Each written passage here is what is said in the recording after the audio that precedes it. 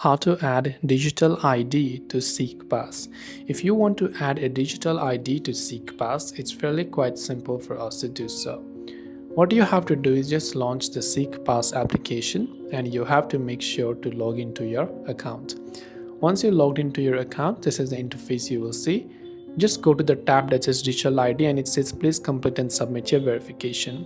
So what you can do is you can just tap on the continue button over there. You can just type in your country over there, and once you've done that, you can just select that and you can tap on the next option, select your document to verify like a passport or any of this, then you can tap on it, go ahead and then make sure to scan your passport. So place the document behind your camera and make sure to scan it, and once you've done that, you'll be able to verify and add your digital ID. That's all for this video. If you have got any further questions, feel free to also leave them down below. Thanks for watching till the very end of this tutorial and see you soon in the next video.